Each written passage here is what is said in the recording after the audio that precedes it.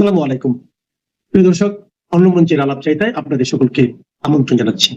আজকে 2 তারিখ, কাল 3, পরশু দিনকে 4, মানে কাল বাদে পরশু 8টা থেকে ভোট গণনা শুরু হবে। এখন পরশু ভোট গণনা, ভোটের পর থেকে 29 তারিখের পর থেকে চরম উত্তেজনা বিরাজ করছে তৃণমূল কংগ্রেস শিবিরে। মুখ্যমন্ত্রী তিনি দাবি করছেন 226টা আসন তিনি পাবেন। সেটা কতটা পাবেন না পাবেন সেটা 4 তারিখে 4টের মধ্যে আপনারা সম্পূর্ণ জেনে যাবেন। বিজেপি কিন্তু একদম মুখে চুন আঙুল দিয়ে বসে আছে, মুখ চুপ করে, কোনো শব্দ করছে না। তারা কাজে করে দেখাবে এটাতে বিশ্বাসী। কিন্তু সমস্যা যেটা হলো, তৃণমূল তো হারবে নিশ্চিত। এই নিশ্চিত হারের পর বাংলাটা কিন্তু তারা অশান্ত করার চেষ্টা করবে। এখন গত পরশুদিন থেকে মুখ্যমন্ত্রী শুরু করেছেন ভোট গণনা যেখানে হবে সেই সমস্ত কেন্দ্রগুলোতে, তার মধ্যে ভবানীপুর হচ্ছে অন্যতম,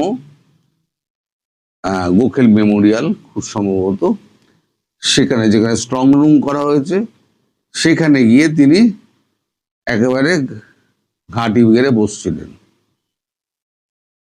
ওখান থেকে তিনি নড়বেন না, কারণ ব্যালট বক্স নাকি এদিক ওদিক করা হচ্ছে। আচ্ছা, ব্যালট বক্সগুলো কিন্তু বিভিন্ন জায়গা থেকে এসে স্ট্রং রুমের মধ্যে ঢুকে যায়। ঢুকে যাওয়ার পর প্রত্যেকটা দলের প্রতিনিধিকে নিয়ে গিয়ে ওখানে দেখানো হয় এবং নাম্বারিং করা হয়। নাম্বারিং করার পর সেগুলোর উপরে সিল করা হয়। সেখানে কিন্তু প্রত্যেকটা দলের যে রিপ্রেজেন্টেটিভ আছে তারা কিন্তু সই করেন। সই করে তারপর তারা বেরিয়ে আসেন, গুনে টুনে নিজের নিজের খাতায় গুনানো হলো, এইবার লিখিতভাবে হলো, বাইরে এসে স্ট্যাম্পিং হলো, দরজায় তালা হলো, তালার উপরে কাপড় বাঁধা হলো, তারপর সিল হলো, সিলের পরে তারপরে আবার যেগুলো ভেতরে যারা সাইন করেছিল তারা আবার ওই একটা সাদা কাগজে সাইন করার পর সেটাও সিল করে ওর উপরে লাগিয়ে দেওয়া হয়। তারপরে রইল ওখানে নিরাপত্তা বাহিনী। নিরাপত্তা বাহিনী কিরকম? প্রথমে হচ্ছে রক্ষী যারা আছে, 12 জন রক্ষী বিভিন্ন জায়গায় পাহারা দেয়। CRPF, central reserve police force, আর সেন্ট্রাল আর্টিলারি ফোর্স সিএপিএফ, তারা পাহারা দেয় দুস্তরীয় ভাবে। একটা হচ্ছে ওটাকে কর্ডন করে, আর একটা হচ্ছে 100 মিটারকে কেন্দ্র করে। ওই এলাকায় কেউ ঢুকতে পারবে না, সব ব্যারিকেড করে দেওয়া হয়। তারপরও এদের মানে আশঙ্কা ব্যালট বক্স চেঞ্জ করে দেওয়া হবে। ব্যালট বক্স যদি সত্যিই চেঞ্জ করে দেওয়া হয়, তাহলে যখন ব্যালট বক্স যখন স্ট্রং রুম খোলা হবে, যখন বার করা হবে, যেসব প্রতিনিধিরা গিয়েছিলেন তারা সমস্ত চেক করে নেবেন যে তাদের সিল ঠিক আছে কিনা, সই ঠিক আছে কিনা, সমস্ত চেক করে নেবেন। চেক করে তারা যখন ইয়েস করে ফর্মে সই করবেন তখনই বেরোবে। সুতরাং এদিক ওদিক হওয়ার কোনো চান্স নেই। কিন্তু এখন থেকে একটা ন্যারেটিভ তৈরি করা হচ্ছে যে ইলেকশনে ধাঁধলি করার জন্য, অর্থাৎ গড়বড়ি করার জন্য, ইভিএম চেঞ্জ করে দেওয়ার জন্য একটা চক্রান্ত বিজেপি করছে তৃণমূলকে হারানোর জন্য। এটা যখন তৃণমূল হেরে যাবে তারপরে দেখবেন একটা অশান্তির বন্যা বইবে। এই অশান্তি কিন্তু একদিনে থামবে না। যদিও তৃণমূলের অর্ধেক লোকজন সব পালিয়ে গেছে, তৃণমূলে এখন আর লোকজন খুব একটা দেখা যাচ্ছে না। কারণ যখনই দেখা যাচ্ছে তখনই তাদের ধরে একবারে হাজতে পুরে দেওয়া হচ্ছে, বেধড়ক পে দিয়ে হাজতে ঢোকানো হচ্ছে। এ ভোট পরবর্তী সন্ত্রাসটা কেন হবে? এত দিন ধরে, এই যে 15 বছর ধরে তৃণমূলের হাতে বিজেপি যে মার খেয়েছে, বিজেপি যতই শান্তির বাণী ছড়াক না কেন, শুভেন্দু অধিকারী অনেক শান্তির কথা বলছেন, কিন্তু যারা মার খেয়েছে, যাদের পরিবারের সন্তান হারিয়েছে, যারা বাবা হারিয়েছে, যার মা খুন হয়েছে, সে কি ছেড়ে দেবে? আমার তো মনে হয় না ছাড়বে। সুতরাং হয় তাদের এলাকা ছাড়তে হবে, আর না হলে পরে বিজেপির হাতে প্রচন্ড প্রহার ধনঞ্জয় যাকে বলে, তার মুখোমুখি হতে হবে। সুতরাং একটা অস্থির পরিস্থিতি যে হবে আগামী কিছুদিন ধরে, এটা আজকেই আমি বলে দিচ্ছি। আপনারা বলবেন যে একদম ভোট নির্বিঘ্ন হয়ে গেল, তারপরে এত অশান্তি কেন? এত অশান্তির কারণ হচ্ছে এইটা, যে ন্যারেটিভটা তৈরি করা যে আমাদেরকে হারানো হয়েছে, আমরা হারিনি, আমাদেরকে জোর করে হারানো হয়েছে। কারণ তৃণমূল নেত্রী হার মানতে চান না কোনো ক্ষেত্রেই। তিনি সবসময় তার একটা বিদ্রোহী মনোভাব, সব ব্যাপারেই বিদ্রোহী মনোভাব। তিনি হার মানবেন না, এবং হার যদি ভোটের ক্ষেত্রে যদি মানতেই হয়, তাহলে পরে তিনি যেটা করবেন, বাংলাকে অশান্ত করার চেষ্টা করবেন। সেক্ষেত্রে ভারতবর্ষের কেন্দ্র সরকারের একটা চিন্তা যে এইখানে আরো ফোর্সকে দীর্ঘদিন ধরে রেখে দেওয়া। এই যে কেন্দ্রীয় বাহিনী, সেন্ট্রাল রিজার্ভ পুলিশ ফোর্স এবং সেন্ট্রাল আর্টিলারি রিজার্ভ ফোর্স, এই দুটোই কিন্তু 2.5 লক্ষ যারা আছে, তারা কিন্তু আগামী বেশ কিছুদিন থাকবে। কত মাস সেটা আমি বলতে পারবো না, কিন্তু এখনই তারা যাচ্ছে না, তারা সমস্ত জেলায় ছড়িয়ে ছিটিয়ে থাকবে। এখন তো পুলিশের নিচুতলার কর্মীরা বুঝে গিয়েছে যে হাওয়া বদল হচ্ছে, নিচুতলার কর্মীরা ব্যাপক ঠেঙাচ্ছে। আর উঁচুতলার কর্মীদের যে বদল করেছিল, কানেকশনটা কাটার জন্য উঁচুতলার কর্মীদের যে এনে বসিয়েছিল ইলেকশন কমিশন, তারা এখন নিরপেক্ষ হয়ে কাজ করছে।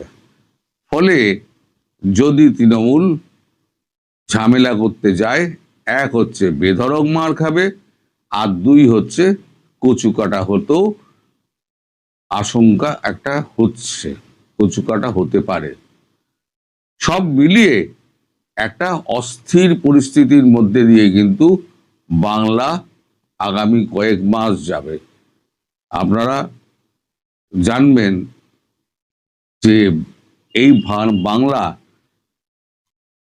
একটা হিংসার রাজনীতির জায়গা। সেই যুক্তফ্রন্ট আমলে চলে যাওয়ার পর, বামফ্রন্ট আসার পর, বামফ্রন্ট যেভাবে অত্যাচার করেছে 34 বছর ধরে রিগিং করে, ঠিক তার ছেড়ে যাওয়া ছুটিতে, যেমন ইউনূসের ছেড়ে যাওয়া ছুটিতে তারেক রহমান পা গলিয়েছে, তেমনি বামফ্রন্টের ছেড়ে যাওয়া ছুটিতে মমতা বন্দ্যোপাধ্যায় পা বাড়িয়েছে, পা গলিয়ে দিয়েছে। পা গলিয়ে তিনি রাজ্য শাসন করেছেন, এবং রাজ্য শাসনের মধ্যে কি কি করেছেন না করেছেন ভবিষ্যতে আপনারা সবই আস্তে আস্তে জানতে পারবেন। আমিও বলবো ধীরে সুস্থ, কারণ আমি বেশি ভিডিও আমি করতে পারি না, কারণ আমার কিছু বিধিনিষেধ আছে। আমি তো ন্যাশনাল ইন্টারন্যাশনাল করি, আমি যদি সবসময় যদি এখন আমি কলকাতার ওপরে ভিডিও করি, পশ্চিমবঙ্গের ওপরে, তাহলে আমার চ্যানেলের ওপরে একটা স্ট্রাইক আসতে পারে, কারণ আমার রেজিস্ট্রেশনটা হচ্ছে ন্যাশনাল অ্যান্ড ইন্টারন্যাশনালের ওপরে। সুতরাং আমি স্টেট পলিটিক্সে আমি খুব একটা 2-4টা করলাম এদিক ওদিক, ঠিক আছে, এখন আমাদের ইলেকশনের সময় আমি করব, এটা স্বাভাবিক, তারা মেনে নেবে। সুতরাং আমি এখন ওই জন্য একটা করে সকালবেলা আপনার ভোটের আগে এবং ভোট পরবর্তী আমি 1 সপ্তাহ কি 2 সপ্তাহ আমি এরকম ভিডিও করে যাব। তবে একটা কথা বলে দিচ্ছি, আপনারা নিশ্চিন্তে থাকুন, আমি আগেও যা বলেছি আমার কথা সত্য হয়। মানে ভবিষ্যৎ বলে যে আমি সত্যি বলেছি, পশ্চিমবঙ্গে হিংসা কতখানি বাড়বে আপনারা দেখে রেখে দেবেন। অবৈধ ইউনূস সরকার বিদায় নেওয়ার আগে ইউনূস নিজের জন্য যে সব প্রকল্প বিশ্ববিদ্যালয় বাগিয়ে নিয়েছেন তার সঙ্গে আলোচিত ছিল নিজের জন্য ভিভিআইপি নিরাপত্তা ব্যবস্থা নিশ্চিত করা। 1 বছরের জন্য এই নিরাপত্তা ব্যবস্থা নিয়ে ইউনূস পরবর্তী তারেক রহমানের সরকার হঠাৎ করেই আবার একটি প্রজ্ঞাপন প্রকাশ করে। দেশের মিডিয়াগুলো সেটি প্রচারও করে। বলা হয় 1 বছরের জায়গায় নিরাপত্তা কমিয়ে 6 মাস করা হয়েছে, কিন্তু সন্ধ্যায় কতিপয় ফ্যাক্ট চেকারকে দিয়ে বলানো হয় যে কমানো হয়নি। তাহলে প্রশ্ন ওঠাটা স্বাভাবিক যে ভিভিআইপি নিরাপত্তার প্রজ্ঞাপন ইউনূস নিজে জারি করে গিয়েছেন, তারেক সরকারের আবার সেটি নতুন করে জারি করার দরকার হলো কেন? নাকি এই নিরাপত্তা প্রজ্ঞাপন নিয়েও কোনো আন্তর্জাতিক নাটক আছে? চলুন জানার চেষ্টা করা যাক।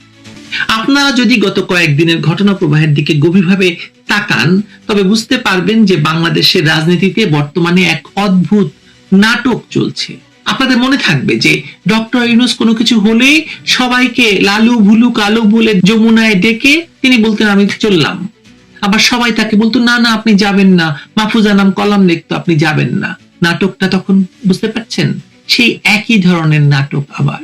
সদ্য ক্ষমতা ছাড়া অবৈধ ইউনূস সরকারের প্রধান নিজেকে যে অভাবনীয় ভিভিআইপি সুবিধা দিয়ে গেছেন তা নিয়ে খোদ বর্তমান শাসক গোষ্ঠীর ভেতরেই এক ধরনের অস্থিরতা কাজ করছে। প্রথমে সংবাদ মাধ্যমে অত্যন্ত সুনিশ্চিতভাবে খবর বেরিয়েছিল যে রাষ্ট্রের অর্থ অপচয় রোধে এবং প্রোটোকলের যৌক্তিকতা বিবেচনায় ইউনূসের ভিভিআইপি মর্যাদার মেয়াদ 1 বছর থেকে কমিয়ে 6 মাস করা হয়েছে।